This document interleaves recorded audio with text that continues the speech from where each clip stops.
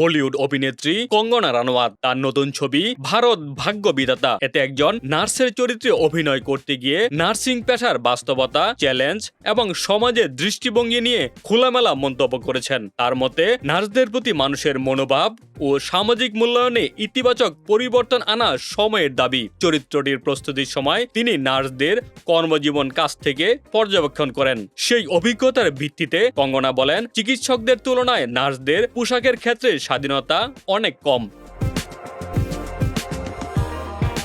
চিকিৎসকেরা কাজের সুবিধা অনুযায়ী পোশাক বেছে নিতে পারলেও নার্সদের ক্ষেত্রে নির্দিষ্ট ইউনিফর্ম পরেই দায়িত্ব পালন করতে হয়। এ বিষয়ে তিনি উল্লেখ করেন, দেশে এখনো ব্রিটিশ আমলের পোশাক বিধির প্রভাব রয়ে গেছে। গ্রীষ্ম, বর্ষা কিংবা শীত সব মৌসুমেই নার্সদের একই ধরনের ইউনিফর্ম পরতে হয়, যা অনেক সময় আরামদায়ক নয়। যদিও এটি তার ব্যক্তিগত মতামত, তবুও চলচ্চিত্রে বিষয়টি যথাযথ সম্মান ও সততার সঙ্গে উপস্থাপনের চেষ্টা করা হয়েছে।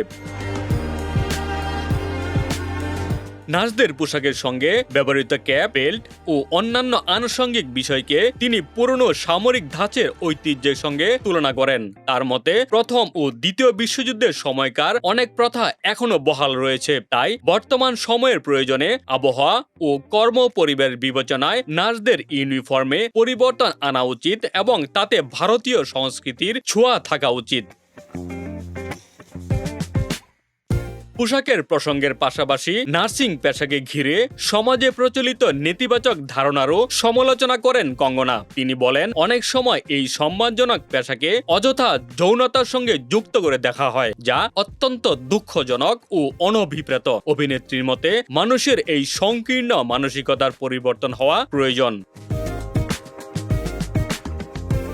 কারণ নার্সরা স্বাস্থ্যসেবার অন্যতম গুরুত্বপূর্ণ অংশ। হাসপাতালের কথা উঠলে সাধারণত চিকিৎসকদের অবদানে বেশি আলোচিত হয়, অথচ চিকিৎসা ব্যবস্থাকে সচল রাখতে অসংখ্য নার্স ও অন্যান্য কর্মী নিরলসভাবে কাজ করে যাচ্ছেন। তাদের অবদানকে যথাযথ সম্মান দেওয়া এবং কাজের পরিবেশ আরও মর্যাদাপূর্ণ ও মানবিক করে তোলার জন্য সমাজের দৃষ্টিভঙ্গির পরিবর্তন জরুরি বলেও মন্তব্য করেন কঙ্গনা রানাওয়াত।